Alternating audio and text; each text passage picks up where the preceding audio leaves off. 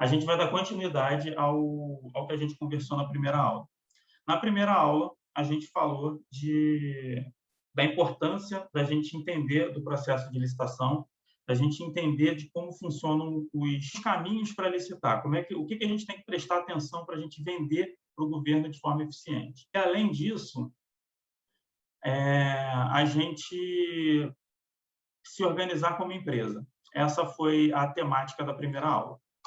E agora, na segunda aula, a gente vai falar em si da licitação. O que é a licitação, para que ela serve, quem deve licitar, e entender aonde que estão as oportunidades, como que a gente pode descobrir caminhos de encontrar licitações, oportunidades, onde a concorrência seja menor e a gente consiga praticar o lucro que a gente deseja.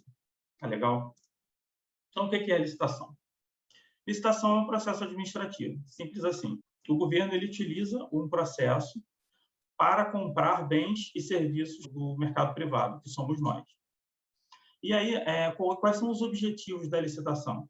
Na legislação constam essas três finalidades principais da licitação, que é a observância do princípio da isonomia, ou seja, o princípio da isonomia é o princípio que garante que todo mundo tem as mesmas condições para participar daquele processo. Em seguida, tem a seleção da proposta mais vantajosa. Esse item está destacado e não é à toa. É porque, para a gente que é microempresa ou MEI, é muito importante a gente entender o que é a seleção da proposta mais vantajosa.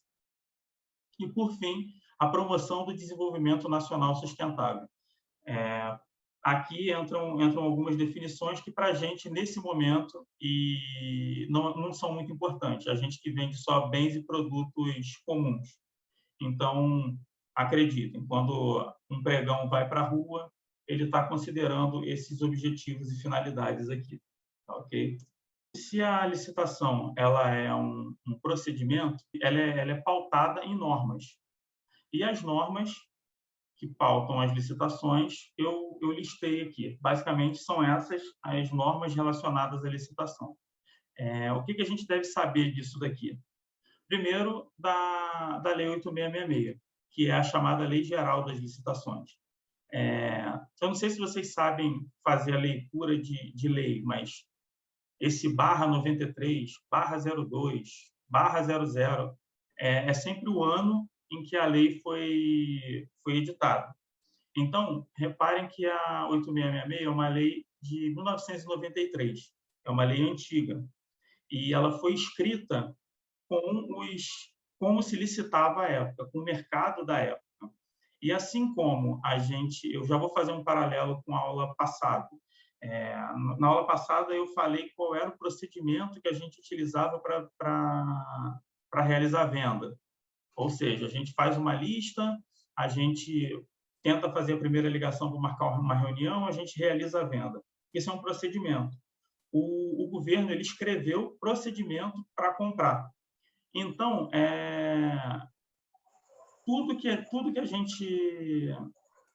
Cada etapa da licitação ela está descrita aqui na Lei 8.666, quando é o governo que está comprando.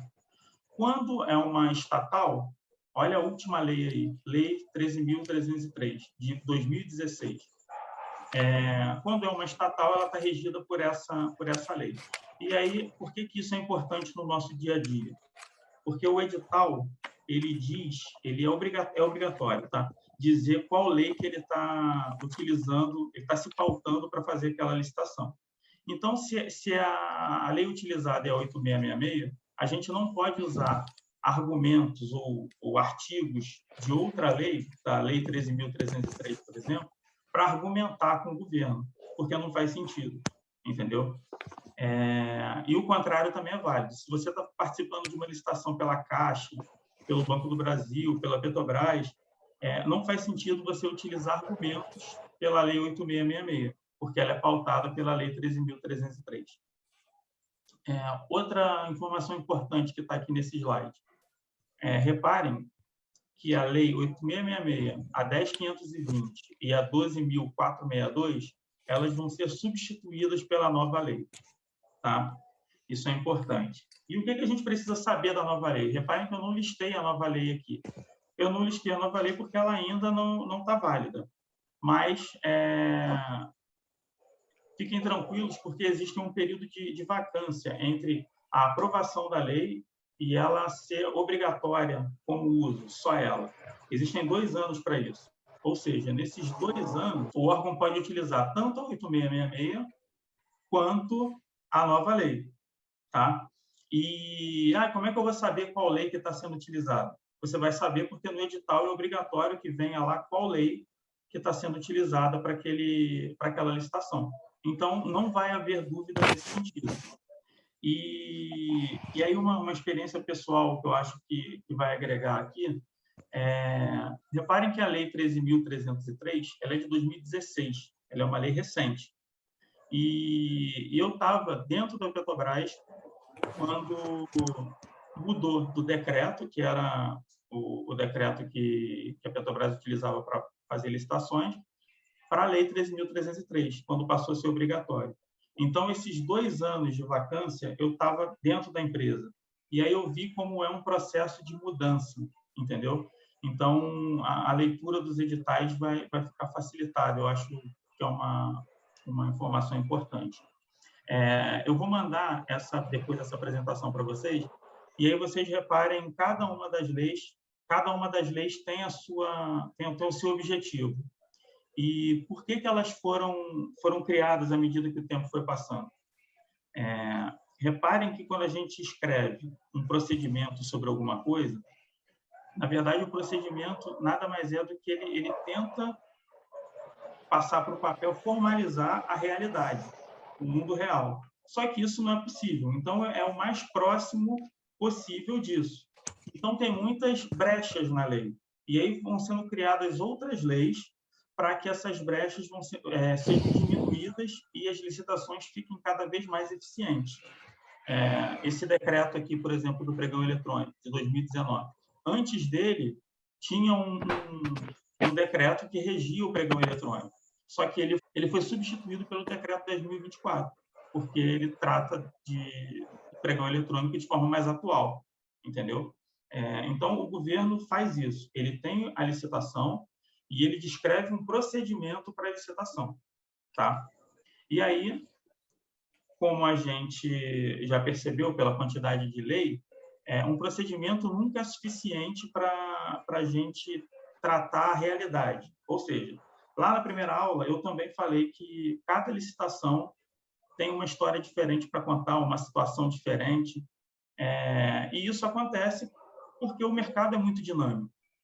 E aí, como que o administrador público ele vai se decidir? Se acontece uma situação que não está prevista na lei, mas ele está ali diante dela e tem que tomar uma decisão, como que ele faz isso? Ele faz isso baseado em princípios. Princípios são norteadores das decisões do administrador público, tá? Você não vai encontrar na lei artigo número tal, princípio da legalidade e a definição dele. Não, princípios são entendimentos que norteiam as decisões dos administradores públicos. E aí, esses princípios aqui, que eu destaquei, eles são os princípios utilizados no processo de licitação. Então, toda vez que a gente está diante de uma situação que não está prevista estritamente na lei, é utilizado um princípio para tomar essa decisão. E a gente vê isso todo dia, só que não percebe e nem sabe disso. Olha aqui, um princípio que a gente ouve o tempo todo. O edital é a regra, o edital é a lei da licitação. Olha aqui, o princípio da vinculação do instrumento convocatório. Ou seja, é um princípio.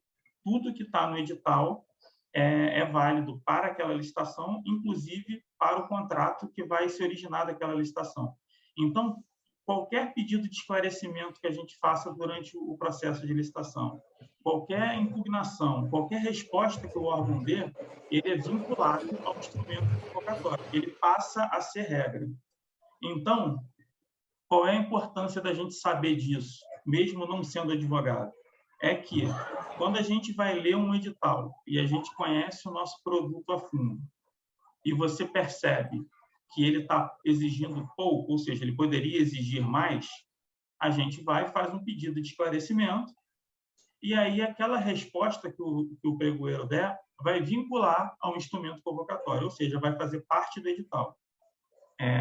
Hoje, a Adriana trouxe uma questão interessante, porque ela foi convidada a receber um convite para participar de uma cotação no portal BEC, de São Paulo.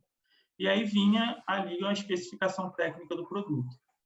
Dentre elas, vinham algumas normas ABNT e uma legislação específica. Beleza. Quando houve a abertura das propostas, o pregoeiro, quando ele divulgou a planilha, né, ele informou uma especificação a mais, que era uma outra necessidade de certificado que não estava ali presente. E aí não estava presente aparentemente, né? Porque aí qual foi o meu conselho para ela? A gente precisa ler cada norma dessa daqui para saber se alguma delas exige isso que ele tá falando aqui, porque ele desclassificou ela exatamente por isso, porque ela não tinha um certificado que não estava explícito na documentação. Isso a gente toma, era uma cotação, era um valor baixo, talvez não valha a pena brigar, mas para pregões futuros, toda vez que tiver uma licitação daquele produto específico, vale a pena visitar essas normas que foram exigidas nessa cotação e verificar isso. Se ela foi desclassificada de forma correta, ou seja, se dentro de alguma norma fazia essa exigência, nos próximos pregões, caso não tenha, ela já pode fazer essa pergunta, um pedido de esclarecimento. Conforme o entendimento da norma tal, artigo tal, eu estou entendendo que só vão ser aceitas propostas que tenham esse certificado aqui. Tal. O pregoeiro não vai ter como dizer não, ele vai falar entendimento correto. Pronto, a partir daí, mesmo que não esteja no edital, isso vai valer, do instrumento convocatório. A gente vê também situações corriqueiras onde os princípios são utilizados para dar prosseguimento à licitação, a gente só não percebe e ninguém avisa que está utilizando o princípio. Por exemplo, você cadastra a proposta e tem um erro material na proposta, você digita um valor errado. Ao invés de você digitar 10.100, você digita 10.001 e o lance que você deu é de 10.100. Se fosse valer estritamente o edital, você estaria eliminado porque a sua proposta não condiz com o lance que você deu. Mas não faz sentido. Lembra do objetivo da licitação? É obter a proposta mais vantajosa. A administração não pode perder uma proposta por conta de formalismo excessivo. Entendeu? Isso foi só um erro material. Ele não vai gastar mais dinheiro da administração para comprar um produto só porque uma pessoa incluiu um arquivo errado ou digitou uma proposta errada. Entendeu? Então, o edital é a lei da licitação? É sim. Só que tudo deve ser analisado com parcimônia. Você deve olhar e ver qual é a situação. Às vezes não vale a pena brigar, tá? Porque o valor não condiz com aquela briga. Então, é isso. E uma coisa que é importante, nenhum princípio vale mais do que outro. Tá? Os princípios, eles são norteadores. É como se fosse é como os seus valores éticos. Quando você está diante de uma situação, seus valores morais, você toma algumas decisões baseado nisso. Não está escrito em lugar nenhum, ninguém mandou, ninguém disse para você que aquilo está certo ou está errado, mas são os seus valores. Aqui, o administrador público tem os princípios que ele deve seguir. Tá? Uma outra coisa que os princípios são importantes e são utilizados. Na aula passada, no exercício 1, eu pedi para vocês entrarem em atas de pregões e verem os recursos, os pedidos de impugnação, para ver se tem alguma legislação ali específica do seu produto. E foi isso que eu pedi para vocês olharem só, a legislação específica do seu produto, para vocês conhecerem melhor o produto de vocês. Mas já que eu estou mostrando os princípios para vocês, reparem em como se escreve o recurso. Todo recurso parece uma peça jurídica. Tem o início, a base jurídica, o desenrolar e o pedido. Só que vocês reparem, por favor, quando ele começa a falar, ele sempre cita um princípio, baseado no princípio tal, e aí ele começa a desenrolar. Ele cita o item do edital que ele não concorda e baseia o pedido dele em algum princípio da licitação, porque é mais difícil do pregoeiro falar, não vou fazer isso não. Entendeu? Porque ele não pode, é um princípio que ele tem que seguir. Então, reparem isso também. Quando vocês forem ler pedido de impugnação, recurso e contra-razão agora, olhem o texto, busquem sobre quais princípios que a pessoa que escreveu está falando. Aí vocês vão começar a entender melhor, e isso é muito importante, tá? E aí eu vou voltar nessa finalidade da proposta mais vantajosa, que aí vai entrar diretamente na estratégia de negócio de vocês e no dia a dia de vocês. Primeiro, a proposta mais vantajosa não é a de menor preço. O menor preço, exclusivamente, não indica qual é a proposta mais vantajosa para a administração. Nos casos de pregões, que são os que vocês participam, que são utilizados para adquirir bens e serviços comuns, se o licitante atendeu aos requisitos da habilitação, a proposta mais vantajosa, sim, será de menor preço. Mas, primeiro, ele tem que atender os requisitos de habilitação. Então, essa é a regra para bens e serviços comuns. Agora, existem situações que o procedimento de licitação ele não é aplicado. Vamos lá. Como regra, toda e qualquer compra que a administração pública faça deve ser por licitação. Essa é a regra. Vai comprar qualquer coisa é por licitação. Tem que seguir os procedimentos que estão descritos lá naquelas leis.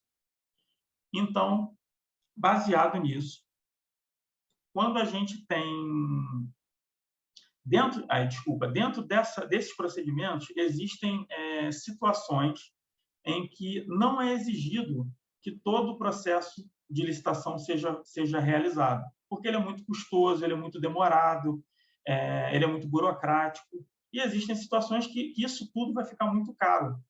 Por exemplo, nas famosas cotações, que vocês participam o tempo todo. As cotações, na verdade, elas são procedimentos de dispensa de licitação por valor. O que significa isso? São procedimentos em que os processos de licitação estão dispensados, dado o valor da contratação. É mais barato ele não fazer o processo de licitação e contratado do que fazer. E aí, uma primeira dica interessante para traçar a estratégia de venda para vocês. Para as licitações regidas pela 8666, esse valor de dispensa de licitação é 17.600 para bens e serviços comuns. Não temos aqui ninguém que vende serviço de engenharia, porque para serviço de engenharia esse limite é de 33 mil.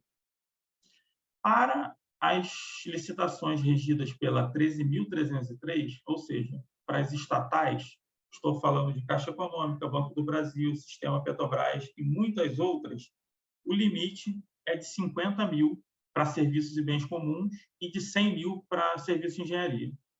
Acontece que, se a gente voltar lá no segundo slide, repara que o nome da lei ela estabelece o estatuto jurídico da empresa pública.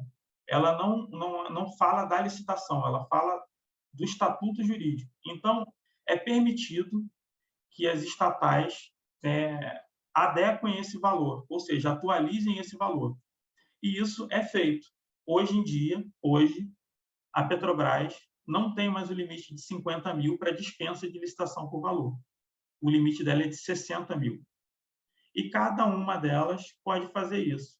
Outro dia, a gente estava vendo uma licitação para a DOCAS do Ceará e o limite lá também já foi atualizado. Lá é 52 mil e alguma coisa. Então, é isso mesmo que vocês ouviram. As cotações, que lá no Comprasnet a gente está limitado a 17 mil, para estatais é pelo menos de 50 mil.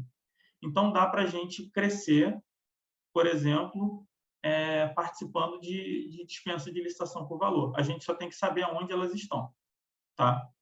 E um outro detalhe que é importante e que passa batido direto são as contratações por emergência. Não cabe aqui a nós classificar se aquela compra é por emergência ou não. Em geral, as classificações são erradas. É um erro de planejamento. O cara está precisando de alguma coisa, precisa daquilo, senão vai parar o setor dele e ele acaba contratando por emergência. Enfim, quando a contratação é por emergência, não existe limite de valor. Então, se vocês receberem um pedido de cotação de compra direta e for por emergência, não se limitem ao valor. Fiquem atentos a esse termo, ok? Porque é importante que a gente, na nossa estratégia de venda, a gente entenda até onde a gente pode chegar. Ou seja, se você recebe um pedido de cotação direta do órgão, você vendendo a preço de mercado, ele pode te contratar direto, tá? Então, vamos ficar ligados. Toda vez que a gente estiver participando de uma cotação, tem que ver qual é o órgão que está contratando, para a gente não se limitar ao valor, porque na 8666 é 17 mil. Para as estatais, 50 mil, o que dá uma grande diferença no nosso dia a dia. E contratações por emergência, que não tem limite de valor. Então, vamos ficar ligado nessa diferença. Tá? E aqui, caso vocês queiram saber quais são as outras situações onde o processo de licitação está dispensado e se contrate direto, estão nos artigos 24 e 25 da 8666, é só dar uma olhada lá. Eu não listei aqui porque é uma lista imensa e que a maioria deles não faz parte da nossa realidade. Eu trouxe os dois que fazem parte da nossa realidade, acontecem diariamente e a gente não percebe nem sabe de onde vem nem por que vem. É daí, tá? Vamos lá. Afinal de contas, quem deve licitar, né? Se a licitação é obrigatória, é a regra para a administração pública comprar. Quem é obrigado a licitar? Os órgãos da administração pública direta, os da indireta e os do terceiro setor. Então, quem são os órgãos da administração pública direta? É o governo federal, estadual e municipal. Então, todo mundo vinculado a essas esferas é obrigado a licitar.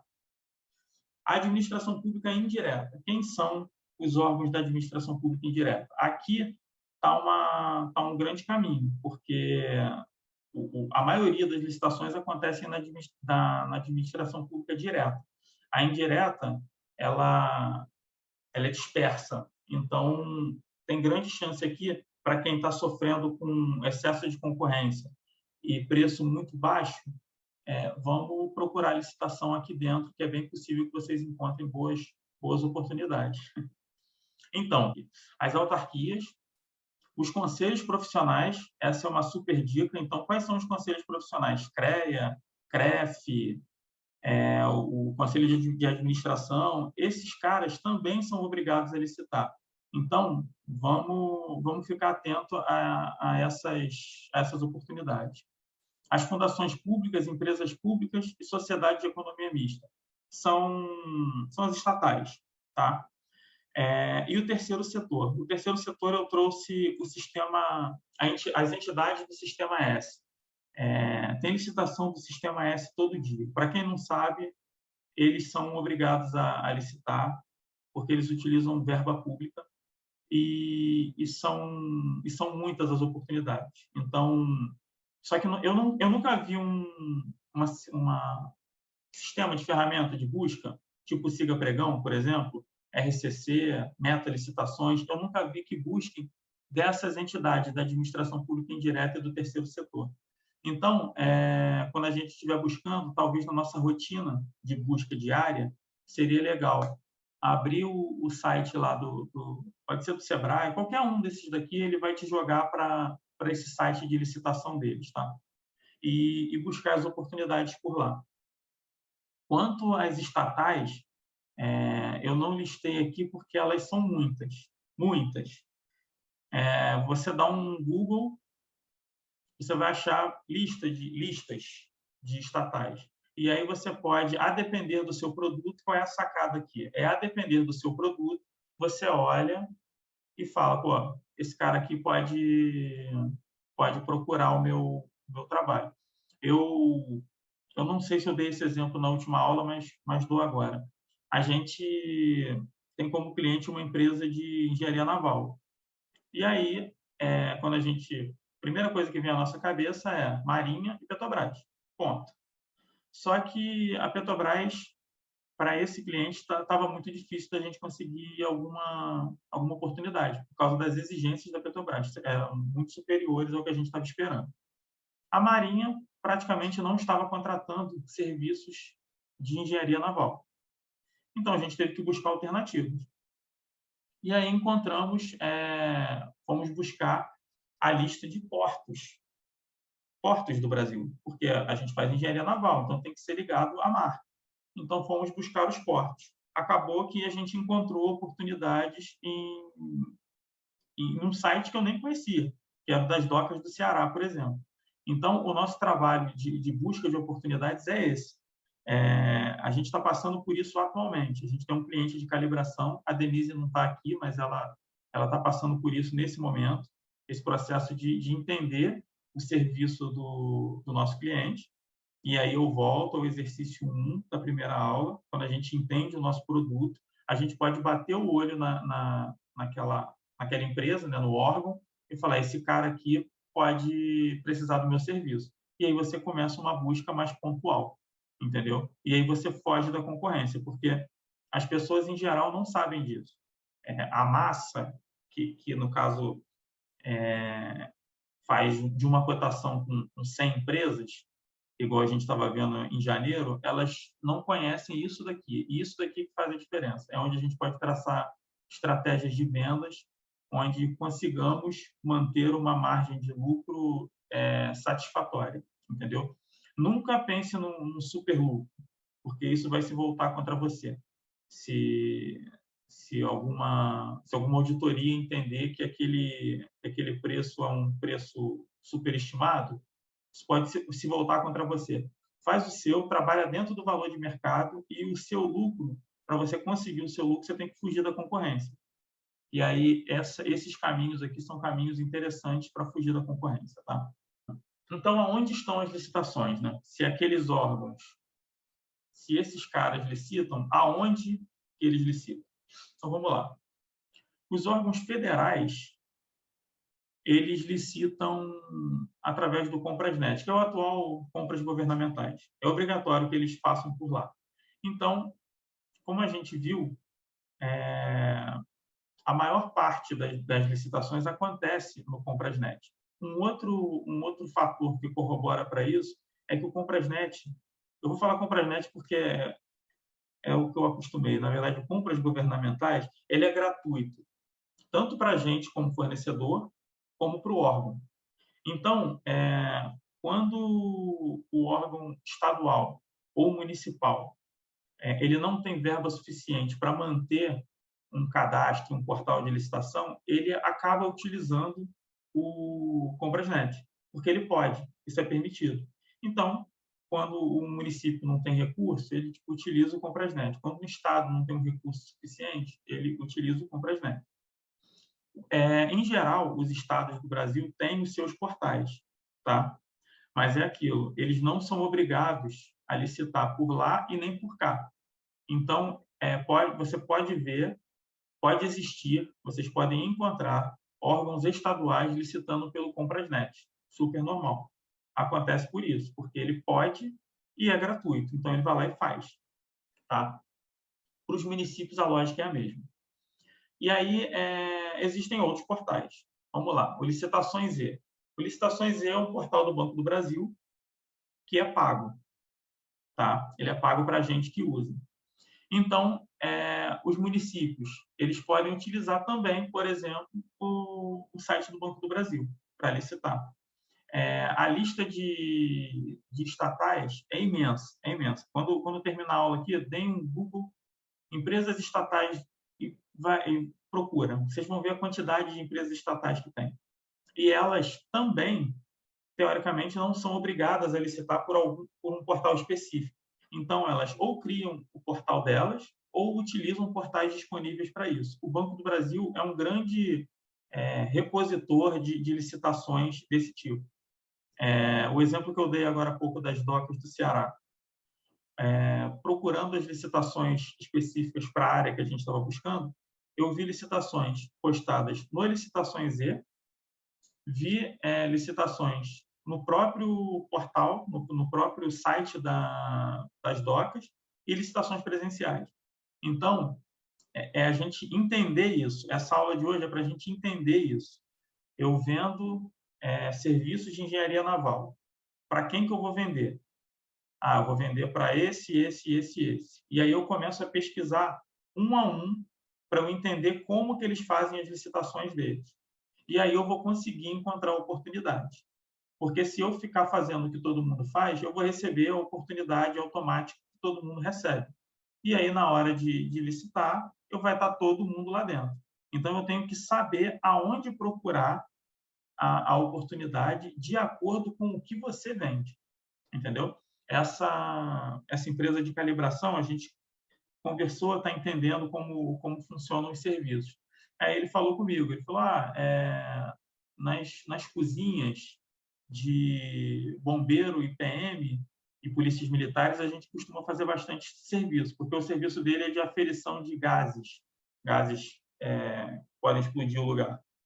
Então, a gente começou a procurar especificamente nesses lugares, entendeu? Porque não adianta a gente ficar procurando ao léu, sem nenhuma estratégia. A gente tem que entender como que o cara presta serviço e entender aonde que o serviço dele é demandado.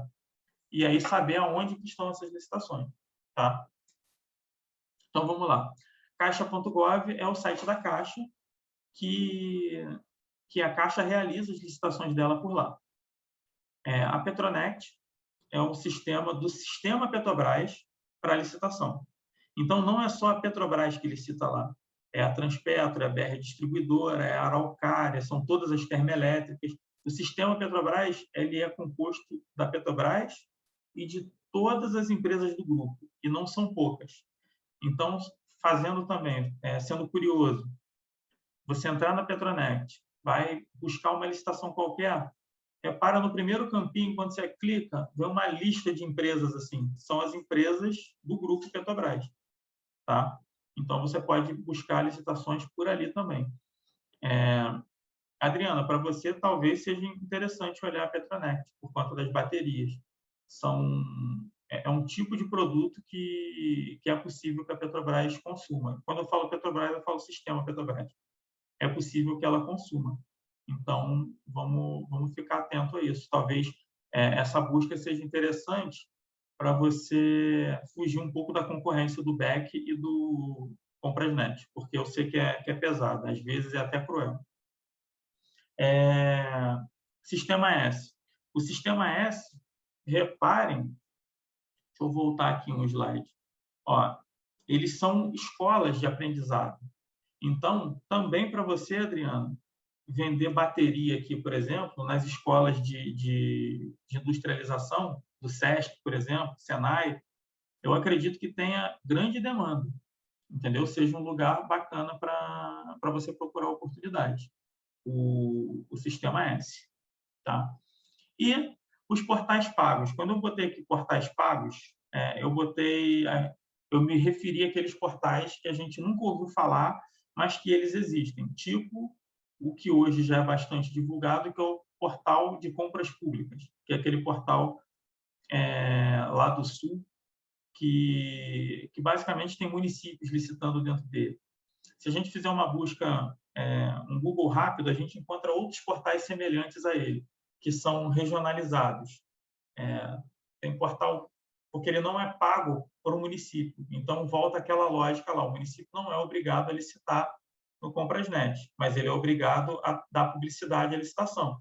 Então, como é que ele vai fazer isso? Por algum portal. E aí, as empresas privadas criam portais, cobram da gente, fornecedor, estar naquele portal e ter acesso àquela oportunidade e não cobram dos municípios.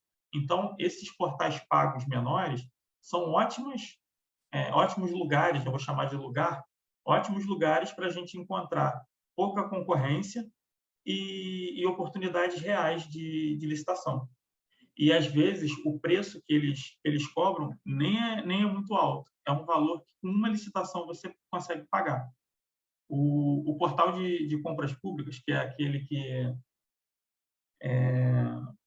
o Siga Pregão divulga, ele está fazendo parcerias, ele está ampliando a área de atuação dele. Mas existem muitos que não têm essa capacidade de marketing.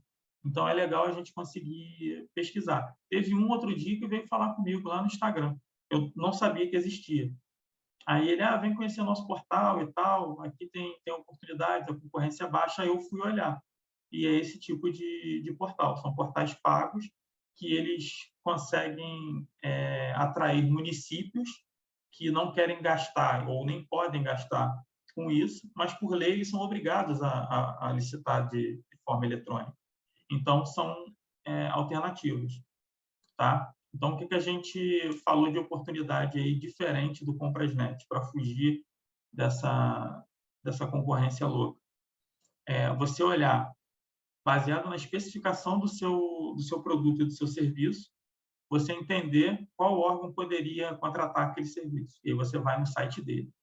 Outro é o Sistema S. O Sistema S é muito interessante da gente olhar.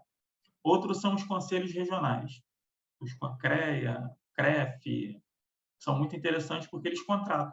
Todo mundo precisa de material de consumo. Para quem vende material de consumo, por exemplo, todo mundo precisa de papel higiênico, material de escritório, ar-condicionado, segurança, limpeza. Todo mundo contrata isso. Então, nesses caras também tem esse tipo de licitação. E, por fim, os portais pagos, que talvez fazendo uma matemática rápida, você consiga identificar uma oportunidade interessante ali. E, por fim, eu vou falar dos cadastros, para a gente finalmente entender que SICAF e Comprasnet não é tudo a mesma coisa, são coisas diferentes. Eu vou ler aqui. De acordo com o artigo 34 da 8666, os órgãos e entidades da administração que frequentemente realizem licitações manterão registros cadastrais para efeito de habilitação. O que é isso? O SICAF, ele, na verdade, ele é um portal de registro cadastral. É onde os fornecedores se cadastram para poder participar de licitação. A ideia geral é essa que está escrita aqui. A ideia do registro de fornecedores nada mais é do que uma habilitação prévia, mas ela não é obrigatória, isso fique claro. O que eu quero dizer com ela não é obrigatória? Se a gente vai participar de um pregão presencial, por exemplo, e a gente não está cadastrado no SICAF, a gente não pode ser eliminado. Por quê? Porque no pregão presencial, a etapa de credenciamento ela é um envelope separado, ou seja, eu me credencio àquela licitação com um envelope, isso vai estar tudo no edital. E tenho o envelope das propostas. Mas, voltando ao credenciamento, quando eu estou falando de um pregão eletrônico, por exemplo, o credenciamento ele se dá no SICAF, por exemplo. Ele se dá no registro, aqui, no registro cadastral. Reparem nos editais que vocês pegam para ver, para a administração direta, regido pela 8666. Reparem que logo no início do edital vem assim: poderão participar dessa licitação os fornecedores cadastrados no nível 1 do SICAF. O que isso quer dizer? Qual é a tradução disso? Ou seja, você está cadastrado aqui no registro de fornecedores, então você está credenciado para aquela licitação eletrônica. E aí você pode ou não colocar todo o resto da documentação. O SICAF ele tem nível 1, 2, 3, 4, 5, 6. Na verdade, ele é só o artigo da lei de habilitação aberto naqueles níveis. Então, lá está o credenciamento, lá está a habilitação jurídica, está regularidade fiscal e trabalhista e os opcionais, que são habilitação econômica e habilitação técnica. Entendeu? Nada mais é do que a habilitação do processo, o registro cadastral. Então, uma dica aqui. não se prendam a preencher todos os níveis do SICAF para depois começar a cadastrar, para depois começar a licitar. Se você se cadastrar no SICAF nível 1, você já pode participar de licitação. Obviamente, desde que você tenha com você toda a documentação da habilitação. O que eu estou querendo dizer é o seguinte, eu vejo muita gente nos nossos grupos aí, travados no SICAF, como se o SICAF não preenchido na totalidade fosse impedi-lo de participar de pregão. Isso não é verdade. Isso tem que ficar claro para vocês. Não está, porque ele é ele é obrigatório, mas ele não limita a participação da pessoa, tá? Da pessoa jurídica, no caso. E aí, aqui eu estou falando do 8666. Quando eu vou para 13.303, essa ideia de cadastro, de registro cadastral, também existe. Só que existe nos próprios portais das estatais. Então, vamos lá, vamos voltar. Toda a administração pública federal utiliza o SICAF.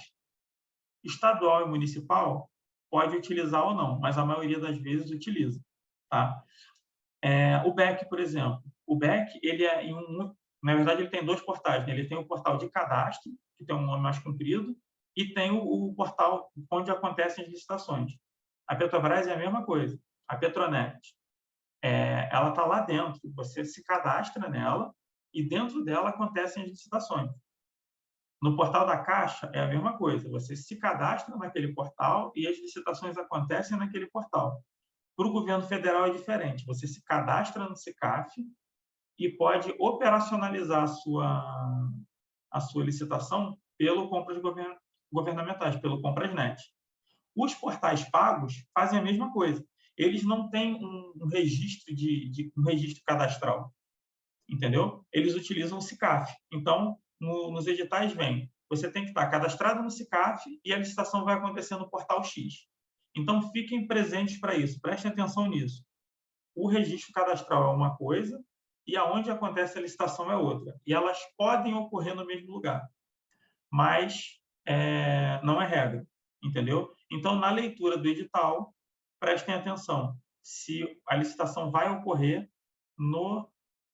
na mesma plataforma que você teve que fazer o cadastro, ou se vai acontecer em outra plataforma, tá bom? Prestem atenção nisso. Beleza. Então, a aula de hoje foi isso, foi a gente entender aonde buscar as oportunidades e como entender as oportunidades. E aí, vou traçar essa atividadezinha aqui, que é para a semana que vem. Na verdade, vocês vão fazendo ao longo da semana, porque vocês vão perceber que nenhuma atividade aqui é igual a atividade de escola, que você faz e entrega. São atividades que a gente está passando para vocês atuarem em licitações, entendeu?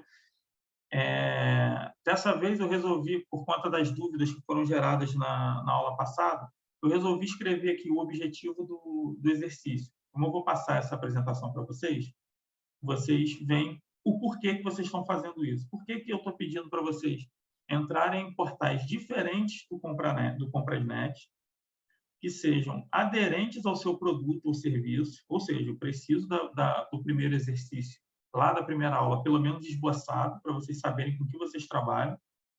E aí eu queria que vocês baixassem 2 editais que vocês julguem ser uma boa oportunidade para a empresa de vocês. Entendeu? Isso vai ser importante. Primeiro, porque vocês vão começar a buscar outros portais. Vão entrar na internet, vão jogar o link do Banco do Amazonas. É uma estatal, por exemplo. Aí tu vai lá, vai jogar Banco do Amazonas, vai procurar a abinha de licitação. Aí vai ver. Aí você vai começar a ver se tem a ver com o que você vende. Vai ver por onde ele licita. Aí vai entrar, vai buscar oportunidades lá. É isso que você vai fazer, porque isso é o trabalho isso é trabalhar com licitação, isso é vender para o governo. Mesmo que você esteja trabalhando com assessoria, isso é importante que você vai fazer isso para os seus clientes, entendeu? Então, é importante que vocês façam isso e entendam que isso é fazer parte, isso é licitar, entendeu? Isso é vender para o governo. Como é que você vende para o governo? achando oportunidade. Quando a gente tem uma loja física, por exemplo, a gente abre a loja física, faz a propaganda para as pessoas comprarem da gente. Como a gente se dispôs a vender para o governo, a gente tem que entender o que o governo vai comprar, em qual momento, qual a quantidade, e a gente só descobre isso através dos editais. E eles estão aqui. Aqui é onde a gente vai buscar, porque eu não conheço a especificidade do produto e do serviço de cada um aqui. Entendeu? Essa é a primeira parte do exercício. Mas, na verdade, esse é o exercício. Mas aqui eu tenho um outro exercício. Vamos lá. Um dos objetivos dessa mentoria é trazer vocês para o pensamento como empresa, para vocês pararem de pensar como pessoa física que estão revendendo produtos para o governo e ganhando um dinheirinho aqui e outro ali. Senão, a gente não consegue dar um passo para frente. Tá? Então, eu vou dar um exemplo bastante clichê para vocês entenderem o motivo disso daqui. Imagina que o negócio de vocês é um barco, uma embarcação. E aquela embarcação ela vai sair de um ponto A e vai para um ponto B. Ela tem uma origem e tem um destino. E aquela viagem ela tem um plano de navegação. E aquele plano de navegação é comandado pelo comandante do navio. E além do comandante, porque o navio não funciona só com o comandante, tem a tripulação do navio. Tá? Então, a gente tem um navio comandado por um comandante, com um plano de navegação na mão e tripulantes fazendo o trabalho operacional para aquele navio funcionar. Esse é o paralelo com a sua empresa. A má notícia que eu tenho para dar é que o comandante somos nós, e como a nossa empresa é muito pequena, toda a tripulação somos nós também. Então, a gente tem que entender o momento que a gente está. Eu estou vestindo a camisa de quê agora? É de comandante? Então, eu vou pensar estrategicamente no meu negócio. Eu vou fazer planejamento de venda, eu vou ver qual o preço que eu posso praticar, eu vou estudar o mercado, eu vou olhar os concorrentes, eu vou ver se aquilo que eu estou fazendo está coerente. Aí vai ter um momento que eu vou sair, vou vestir a camisa de vendedor. E aí eu vou ter que entrar no Comprasnet, ficar dando lance. Vai ter um momento que eu vou vestir a camisa do setor de compras. Eu vou procurar um fornecedor, negociar o preço do meu produto. Vai ter uma hora que eu vou botar a camisa do setor financeiro. Eu tenho que saber se tudo isso que eu estou fazendo comporta no lucro que eu estou esperando. A má notícia é essa. Então, como a gente está sozinho ou tem só mais uma pessoa para ajudar, e a gente está fazendo todas essas funções ao mesmo tempo, a minha ideia é que eu force, entre aspas, né? Eu convide você a pensar como empresa. E aí talvez isso seja um pouco melhor organizado na sua cabeça e você consiga tomar melhores decisões. Lá na primeira aula, quando eu pedi para vocês falem para vocês, né? Escreverem uma meta, como vocês querem estar daqui a um ano. O que eu estou criando ali, na verdade? O ponto B. O ponto A é aqui onde vocês estão. Vocês estão aqui no emaranhado de cotações e preço que você vê e edital que vem escrito estranho, desclassificação aqui, tiro para tudo quanto é lado, entendeu? E quem trabalha com mais produtos, tipo o Bruno, que não está aqui, é muita coisa, é muito fornecedor que ele tem que ficar perguntando preço, depois jogar na planilha, depois, quando ganha cotação, tem que saber exatamente qual fornecedor que ele pediu para ele, porque lá a gente informa marca e produto, né? Então, ele não pode simplesmente pedir para outro fornecedor mandar e está tudo certo. Não está tudo certo. Então, para a gente sair um pouco desse operacional, eu forcei vocês a pensarem no ponto B. É o ponto B ideal? Eu vou estar assim daqui a um ano e tal? Não sei, mas pelo menos agora vocês têm um norte, entendeu? Vocês sabem aonde vocês querem chegar. E aí, para fazer isso ficar mais palpável, ainda no exercício 1, eu pedi para vocês delimitarem 3 checkpoints. Por exemplo, você trabalha com assessoria.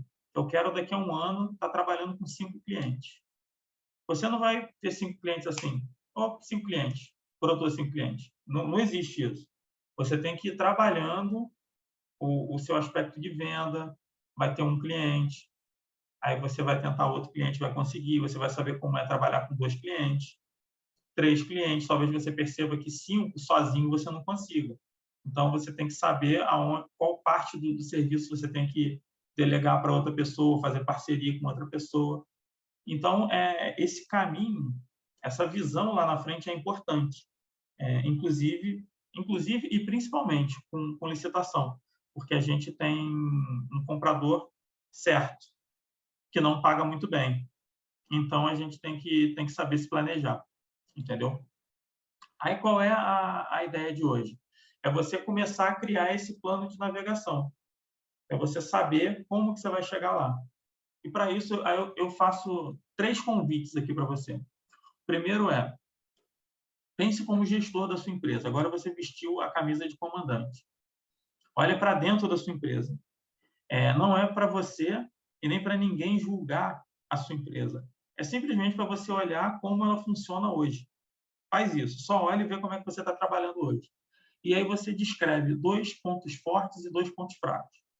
Entendeu? Como assim? Assim. Você vai olhar e vai falar, pô, isso aqui eu faço bem. Aí você anota. Isso aqui eu também faço bem. Anota. E, pô, nisso aqui eu sou péssimo. Anota também o que você é péssimo. E 2 é só para ficar palpável, tá? Vocês podem fazer com quantos vocês quiserem. Vocês vão ver que é difícil a gente se julgar, entendeu? Mas é bem legal fazer esse exercício de olhar o que você tem de bom como empresa e de ruim como empresa, tá? Beleza. E aí você está olhando para dentro. Você está fazendo uma análise interna da sua empresa. Agora, o passo 2. Ainda pensando como gestor, agora você vai olhar para o mercado de licitações. Fecha a sua empresa aqui e olha para o mercado. E aí, lá no mercado, você vai procurar características dele que você entenda que sejam oportunidades e 2 que sejam uma ameaça para o seu negócio. Tá? Normalmente, esse item 2 aqui são fatores externos e que a gente não tem gestão sobre ele, entendeu? Por exemplo, mercado de licitação é divulgado o tempo todo de corrupção e propina. O que você pode fazer a respeito disso? Nada, a corrupção e a propina estão lá. Só que ele é uma ameaça para quando você vai, por exemplo, captar um cliente que nunca trabalhou com licitação. Você vai falar com ele talvez nem queira te ouvir, porque na cabeça dele, licitação é propina e corrupção. E ele não quer enfiar a empresa dele em corrupção, entendeu? Então, é uma ameaça. E aí, se você não tiver, por exemplo, uma capacidade de venda boa, você acabou de ter uma limitação, porque essa ameaça é real, você não pode fazer nada contra isso, porque a Globo vai continuar divulgando e tem que divulgar mesmo para ver se isso para, e você, internamente, não consegue vender. Você não tem abordagem no cliente, você fica sem graça e tal. Então, qualquer argumento que ele use contra você, você já murchou, você perdeu aquele cliente, entendeu?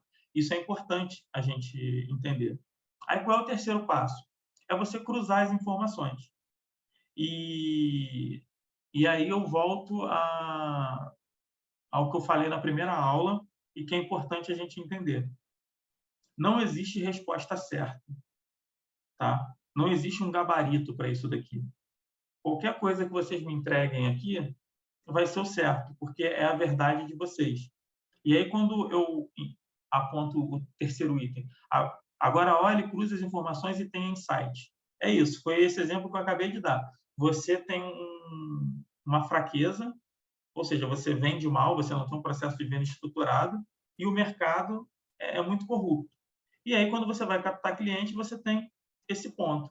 Ou seja, você acabou de identificar um ponto que, de fato, você tem que melhorar, porque ele te impede de conseguir mais clientes.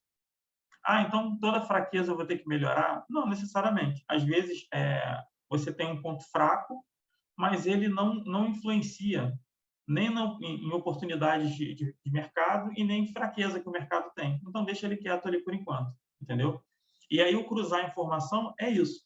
É você, ó, eu trouxe aqui um exemplo da minha empresa, tá? Pontos fortes, firmada majoritariamente por profissionais tecnicamente especializados. A gente tem bastante experiência, isso é um ponto forte. Beleza. Possuir corpo jurídico. Isso, eu entendo isso como um ponto forte, porque a maioria das assessorias que eu vejo aí não teria um advogado à disposição. E a gente aqui tem, então é um ponto forte. Aí um ponto fraco, baixa capacidade operacional. Se hoje entrarem mais 3 ou 4 mais 3 empresas, por exemplo, de assessoria, a gente vai ter que contratar alguém, porque não vai ter braço para fazer isso tudo, entendeu? É um ponto fraco. Um outro é a captação de cliente. Eu estava dando esse exemplo porque acontece com a gente. A gente precisa estruturar melhor um processo de captação de cliente. Estamos fazendo isso, entendeu? Esse é o nosso interno. Internamente, a gente pode melhorar ou piorar cada um desses pontos. Percebe isso? Isso é totalmente interno. Agora, as oportunidades. Quando eu olho para o mercado de licitação, o que eu vejo? Eu vejo uma quantidade significativa de licitantes. Ou seja, eu vejo muito licitante, muita gente. Ou seja, as oportunidades são muitas de mercado. Eu só preciso melhorar lá o meu ponto fraco, estruturar uma forma de captar clientes, e aí eu vou conseguir abocanhar, né, essa oportunidade da quantidade significativa de clientes. Porque do jeito que está hoje, eu estou perdendo dinheiro, entendeu? As oportunidades não são concentradas em um único comprador. Foi aquilo que a gente viu agora. A gente acabou de ter uma aula disso. Tem diversas estatais, diversos órgãos, diversos portais, então elas não estão concentradas num único lugar. Isso é um ponto forte. E daí? E daí que, se eu juntar um ponto forte meu com isso, eu vejo que é uma oportunidade de mercado. Porque, independente da lei que esteja regendo aquele edital, eu me sinto apto a participar da licitação. Então, eu não perco oportunidades de negócio por conta disso. Em contrapartida, uma pessoa que não tenha segurança, que nunca parou para ler, por exemplo, a 13.303, pode se sentir inseguro, entendeu? E não participar ou fazer alguma besteira e perder a oportunidade de fato. Igual eu já vi recurso na 13.303 totalmente baseado na 8666. Simplesmente não faz sentido, entendeu? Perde-se oportunidade de negócio. Ponto fraco. Para mim, a faixinha está na frente, eu não estou vendo o primeiro, porque eu não lembro. Mas eu estou vendo aqui atraso em pagamentos. Atraso em pagamento é uma ameaça nesse mercado. A gente sabe disso.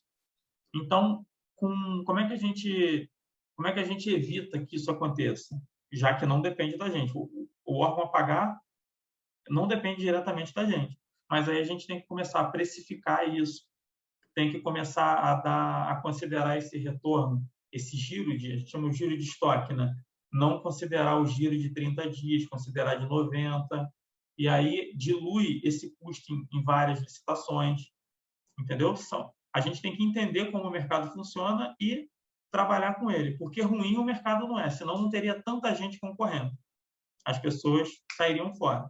Mas não é tão ruim assim. A gente só tem que aprender a trabalhar, entendeu? E aí esse exercício serve para isso. Beleza? Para vocês pensarem como empresa e começarem a criar esse plano de navegação. Porque vocês vão entender que uma oportunidade vocês conseguem, baseado nos seus pontos fortes, você consegue abocanhar aquela oportunidade. Então, você vislumbra, tem insights, tem coisas diferentes pensando. E tem as ameaças. Você não pode, por exemplo, contar com um capital de giro pequeno ou um capital que vai gerar em 30 dias. Se você está vendendo para o governo, ele demora 90 para pagar. Você está entrando para quebrar se você fizer isso. Então, você tem que prestar atenção nesses detalhes. Isso é pensar em licitação com uma empresa. E aí, lembra desse exemplo do barco e ver qual camisa você está vestindo naquele momento. Agora, por exemplo, vocês estão vestindo camisa de dono do negócio. Por quê? Porque a gente está pensando estrategicamente, está pensando qual mercado que a gente pode alcançar, estratégia de venda. É isso. Quando a gente está lá olhando, pesquisando a oportunidade, a gente está vestindo a camisa de vendedor, que está procurando lugar para vender nossos produtos. E aí é o mais operacional mesmo. Você simplesmente vai lá, procura, vê. O vendedor normalmente conhece o produto dele. A gente foi fazer uma prospecção essa semana e aí ligamos para uma empresa que vende aquelas etiquetas de segurança de biblioteca, sabe? De farmácia, quando passa pelo sensor apita. Era isso. Aí a gente conversando com a menina do telefone, tipo a recepcionista. A gente falou um tipo de etiqueta, ela na hora falou, ué, mas está pedindo esse tipo de etiqueta? Não faz sentido, porque esse tipo de etiqueta não, não condiz com o pedido que você está fazendo. Aí a gente parou, aí subiu para o especialista. De fato, estava errado. Entendeu? Então, é isso. O operacional tem que conhecer o produto para saber identificar se é uma oportunidade ou não. E aí, quem decide se vai participar ou não, aí você bota a camisa de dono de novo. Você olha e fala, pô, eu tenho capital de giro para isso. Eu não tenho. Eu não tenho, mas vou buscar um antecipo agora. Vou buscar um investidor para fazer essa oportunidade, porque ela é muito boa. E aí você volta para a camisa de vendedor, entendeu? E vai operacionalizar, vai juntar a documentação, vai cadastrar a proposta. Isso tem que ficar claro para vocês. Por que isso tem que ficar claro? Porque quando vocês estiverem escrevendo sobre o processo de vocês, eu falei isso na primeira aula, quando eu falei da venda. Como que eu vendo? Aí tem lá um exemplozinho de um mapeamentozinho simples, de 4 passos, como que eu faço. Vocês também têm que ter isso. Como é que vocês buscam oportunidade? Que ele vai escrever. A gente busca assim, assim, assado. Quando começar a crescer a quantidade de clientes, você vai passar o seu jeito, o jeito que você entende que é o correto para buscar oportunidade, você vai passar para o seu parceiro. Fala assim, ó, faz dessa forma aqui, porque aqui eu consigo encontrar oportunidade. E ele vai simplesmente operacionalizar aquilo. Entendeu? É importante isso. É isso a aula de hoje, tá? Eu queria agradecer a presença de vocês e queria que vocês dissessem lá no grupo qual o insight que vocês tiveram, tá? E eu vou mandar essa apresentação para vocês, só que sem essa caixinha aqui dos pontos fortes e pontos fracos, porque embaixo dela tem umas perguntinhas que vão guiar vocês para vocês escreverem isso, vocês pensarem, né? O que é uma oportunidade? Será que é isso? Será que é aquilo? E quando o pensamento começar a desviar, foca e pensa, eu sou o gestor da empresa, minha empresa vende para o governo, ou minha empresa é de assessoria. Como que eu posso trabalhar com o governo? Aí você olha lá o objetivo da aula passada. Eu pretendo estar com 5 clientes de assessoria aqui. Então, o que eu preciso fazer? E aí você vai mapeando. Quais são as oportunidades? O que é uma ameaça? O que é ruim? Quando você foi vender alguma vez, abordar um cliente, o que ele jogou tipo, nos seus peitos que você falou, pô, não tinha pensado nisso? É isso, são ameaças do mercado. Eu acho que na outra caixinha ali estava de ameaça não ter barreira à entrada. É isso. Uma ameaça desse mercado é isso. Ele, teoricamente, não tem barreira à entrada. Qualquer um pode abrir um MEI e começar ou a vender para o governo, e a gente vê a quantidade de MEIs que não buscam conhecimento e que acabam estragando um processo de cotação, porque joga o preço lá embaixo, e aí acaba com a disputa. Ou até MEIs que nunca licitaram, por incrível que pareça, e querem trabalhar como assessores de licitação. Por quê? Porque não tem barreira à entrada, não existe nenhum conselho, não existe nenhuma faculdade, não existe nenhum órgão que regulamente isso. Então, todo mundo pode. E aí isso é ruim, porque isso acaba trazendo reflexos em quem trabalha direito. Por exemplo, um reflexo de preço. Como tem muita gente entrando e não limitando por preço, qualquer preço que a gente cobre já é um absurdo. Ele fala, não quero pagar nada, quero que você trabalhe de graça e eu divido o lucro com você. Entendeu? Isso é ruim, porque, na verdade, a gente tem custo mensal, a gente tem um custo de operação, um custo operacional. A gente não paga aí um siga pregão da vida, não paga um RCC, não paga um EFECT. Então, a gente vai usar isso, né, a favor da empresa do cara, e ele não quer pagar nem o custo disso. Por quê? Porque se não for comigo, tem mais um monte de gente que se dispõe a fazer de graça para ele, entendeu?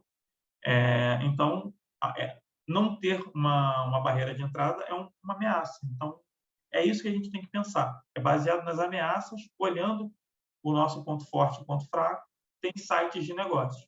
E colocar no papel e agir. Na semana que vem, a gente vai ter uma aula de análise digital e vamos começar a entrar cada vez mais no certame, né? No pregão em si. Tá? Por isso que é importante que vocês realizem a atividade aqui de entrar nos portais, baixar os editais e lerem. E terem dúvida, porque é com a dúvida que a gente vai conseguir evoluir. O nosso objetivo aqui é que vocês aprendam, não que a gente ensine. Porque ensinar é muito cômodo, é muito fácil. Eu vou lá e falo. Se você aprendeu, aprendeu. Se não aprendeu, não aprendeu. A ideia não é essa. A ideia é que vocês busquem o que a gente está falando para fazer para ter dúvida. O processo começa a ficar dolorido. É uma pena que a Denise não está aqui para dividir com vocês. Essa parte de busca de oportunidades, ela tem feito para o nosso cliente de calibração. Ela, outro dia, veio falar comigo que estava sofrendo, entre aspas, porque ela não conseguia achar a oportunidade correta baseado nas especificações e especificidades do cliente, e aí ela não sabia mais por onde ir. Aí a gente sentou, conversou, eu expliquei para ela que a gente tem que entender melhor o cliente. A gente fez a gente não, né? Eu fui à noite só. Eu acabei fazendo uma ligação com o cliente para entender melhor como funciona. E aí, a partir daí, eu expliquei melhor para ela, ela ficou um pouco mais tranquila. Mas esse processo, mesmo que inicial e teoricamente simplório, ele é muito importante para o desenvolvimento. Porque procurando oportunidades, ali, ó, maçantemente, vocês vão entender o que de fato é uma oportunidade para o negócio de vocês. Tá ok? Então, tentem não negligenciar e nem subestimar nenhuma das atividades, porque elas são importantes para a gente rumar como empresa para vender para o governo de forma mais segura possível, entendeu? E é assim que a gente vai gerar resultado. Fora isso, vamos ficar só tentando. Tá certo, pessoal? Ô, Adriana, você quer se apresentar para a gente? De novo? De novo. Eu sei que você já fez isso comigo, mas quando a gente fala, a gente sente a emoção da voz da pessoa, né? Ah, tá. Bom, eu caí de paraquedas nesse mundo de licitação, né? Comecei a participar de cotações em outubro, ganhei algumas, perdi muitas Já vi que você está fazendo certo. E confesso que eu tô assim com muito receio de entrar para participar dos pregões. Por isso que eu entrei na mentoria. Porque qual é o seu receio? Qual é o seu medo? Você está com medo de participar dos pregões por quê? Na verdade, de levar uma multa ou sanção, por isso?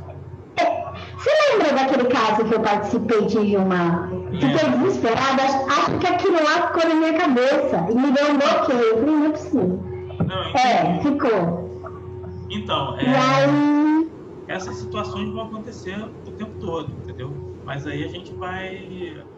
O pregoeiro, na verdade, ele percebe quando, na maioria das vezes, se ele está de boa fé, ele percebe quando é erro, erro do licitante, que eu estou dizendo, você digitar um valor errado, ele percebe quando é má fé, quando você está tentando puxar o preço para baixo. Isso tudo dá para perceber quando a gente está do lado de lá. É igual a gente está observando uma pessoa. É isso. Então, eu acho que você não deve se preocupar com isso, porque você não está tentando dar jeitinho e nem enganar o processo. Você está só participando. Erro material acontece. isso não deve te limitar para participar de pregão. Erro material, o que é erro material? Erro simples. É você, na hora de arrastar a documentação, você assessora duas empresas, você arrastou a documentação da empresa errada. É você digitar o valor da proposta errado. Isso são erros materiais, entendeu? O seu erro, no caso, foi um erro material. Um erro material de iniciante. Porque você marcou uma opção de benefício eu não tinha direito. Sem nem saber do que era, e marcou, e vida que segue, foi. E aí, na hora que você foi convidado a mostrar que você tinha aquele benefício, você não tinha. Aí você falou, fiz errado, desculpa. Entendeu? Em momento nenhum ali, pelo chat, deu para perceber que você estava tentando argumentar, não, mas é isso, não, mas é aquilo. Você percebeu o erro e falou o erro. Não tem por que ele te sancionar, entendeu? Lembra lá dos princípios? Ele tem que se basear naquilo para fazer o julgamento. Mas aí, como é um julgamento, vou botar entre aspas, pessoal, porque pode ser uma comissão de licitação, ele não é um julgamento descabido, assim, não deveria ser, pelo menos, entendeu? Então, não é isso que vai te travar. Se você me falasse que o seu medo era você participar de um SRP e daqui a 8 meses o seu fornecedor não manter o preço, mesmo dizendo que iria manter, e aí, o que você faz? De fato, e aí, o que você faz? A gente vai ter que pensar numa solução, entendeu? Isso é um pouco assustador, você não saber, você nunca realizou, por exemplo, uma entrega de caminhão cheio, por exemplo, porque você participou de cotação, e aí você vai participar de um pregão que vai necessitar de caminhão ou caminhões cheios para entregar teu produto. Aí dá um friozinho na barriga, entendeu? E aí está na hora de saber qual profissional buscar para esse friozinho na barriga diminuir, entendeu? Mas medo de sanção e multa, assim, de graça, eu acho que isso não deve te impedir. Tá? Acho que tirando isso, eu tive sorte de encontrar um parceiro, né, de baterias.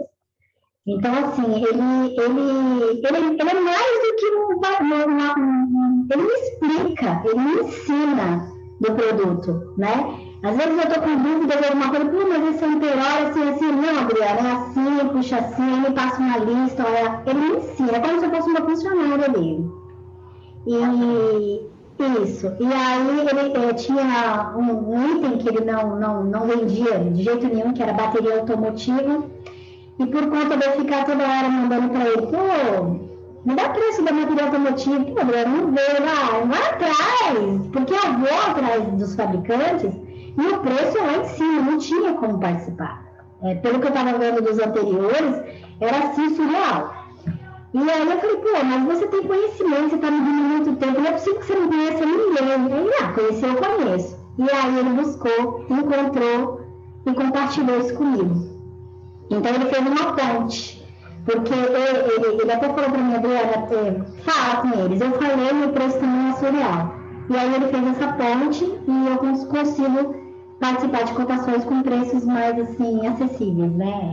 Mais dentro da realidade. Isso é bacana. Então eu tenho uma parceria muito boa com ele. Então você tem a oportunidade, como você tem essa parceria com ele, você tem a oportunidade de tentar buscar um outro produto, um outro fabricante. Você tem tempo para isso, entendeu? Para olhar, analisar o fabricante, ver o fornecedor, ver se vale a pena, se não vale, pesquisar sobre ele. Enquanto isso, vai participando das cotações e pregões de bateria, porque esse cara está há bastante tempo no mercado, né? Ele entende bem e é um cara que a gente acolheu, então ele não tem por que ele te passar a perna, entendeu? Na verdade eu estou tentando participar de pregões das baterias que são o carro-chefe dele, que ele fabrica, né? Porque ele disse assim para mim, se você participar dessas que eu fabrico, eu não vou te deixar na mão. Agora, se você participar das de baterias de automotiva, eu já não tenho como... Essas baterias que ele fabrica tem volume de venda de pregão, essas coisas, ou pede só esporádico? Tem bastante. Então, Então, pelo menos para você aprender e participar do pregão, de processo de licitação junto com a gente, para as dúvidas surgirem, para a gente ir conduzindo com você, tenta buscar agora esse tipo de pregão. Na verdade, eu já estou, mas eu tenho que buscar aquilo que eu tenho para testar de capacidade técnica, né? Porque Sim. todos eles pedem. Então, eu estou juntando aí, eu já tenho alguns de 2 ampere-horas diferentes, e aí eu só posso entrar nesses, por enquanto. Você está falando com a sua empresa? Isso, a minha empresa. Ele não tem interesse de participar com a empresa dele, não? Já conversei com ele, e ele disse que por hora não, mas eu ainda vou dar um pulo lá pessoalmente, vamos ver o que eu consigo. Talvez ele não tenha documentação, entendeu? Ele falou que tem tudo certinho, mas que ele é meio receoso. Sabe aquele assunto do que você falou, que quando a gente comenta vender para o governo, tem falcatrua, tem... Foi essa coisa que ele falou. A primeira coisa que ele falou foi isso. Ah, entendi. Então, é isso aí que a gente tem que romper, porque, assim, as licitações que aparecem na televisão, na verdade, é igual acidente de avião. Tem voo todo dia, toda hora, e aí um ou outro cai.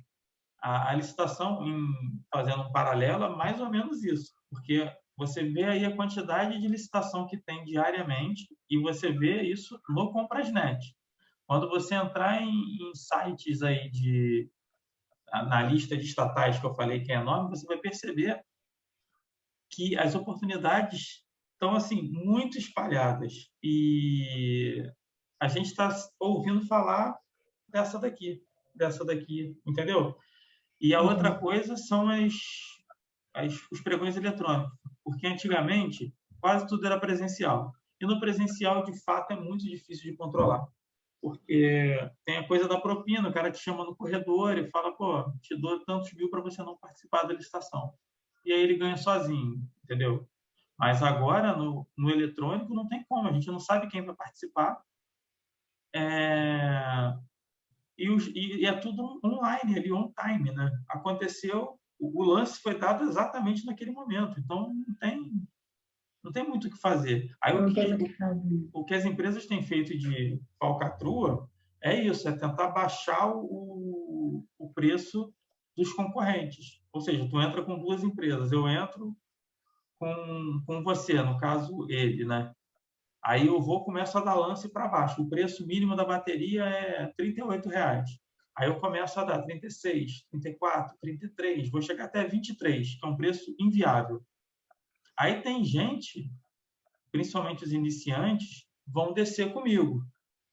Quem já é mais experiente vai ficar parado. Você que combinou comigo vai se posicionar no teu preço, que é 38. E aí quem veio de inexperiente para baixo, ou vai ter que aceitar o contrato e vai ser punido, entendeu? Ou ele vai desistir. Na hora que o pregoeiro falar, você faz por esse valor, ele vai falar, não faço, não tem como. E aí vai acabar caindo no colo de quem entende do mercado. Mas, assim, isso é difícil de acontecer, porque não tem... Para combinar, todo mundo precisa saber, e o pregão ele é todo criptografado, então cada vez mais está mais difícil de ter esse tipo de corrupção, ainda mais no produto que ele vende, que é um produto comum, entendeu? Se eu estivesse falando de um mercado onde tivesse no Brasil 3 fabricantes e vai ter uma licitação, eu sei que eu e mais os outros 2 vão participar. E aí o órgão tem as medidas para evitar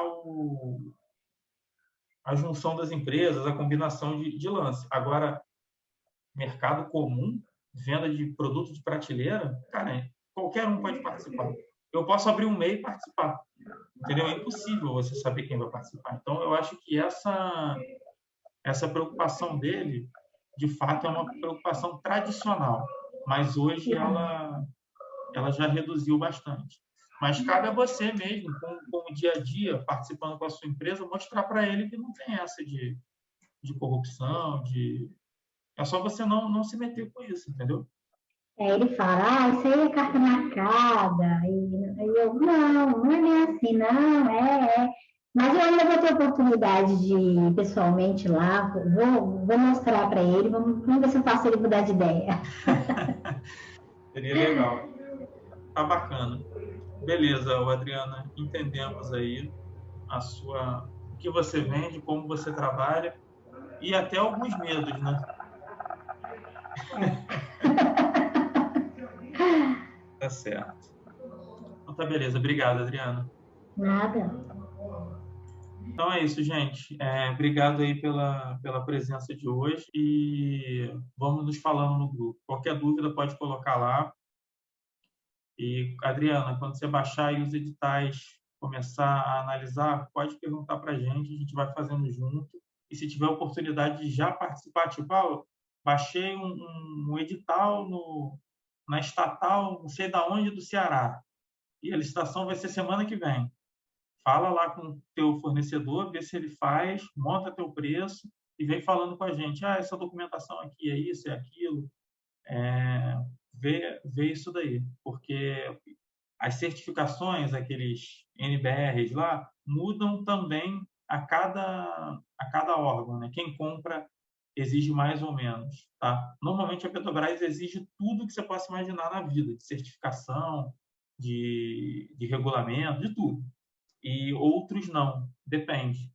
Tem que olhar. Por isso é que é importante olhar o edital e saber como é que é a nossa empresa. Esse certificado que eu atendo, esse não, e aí você consegue encontrar o caminho. Tá legal? Então, beleza, gente. Boa noite aí. Obrigado.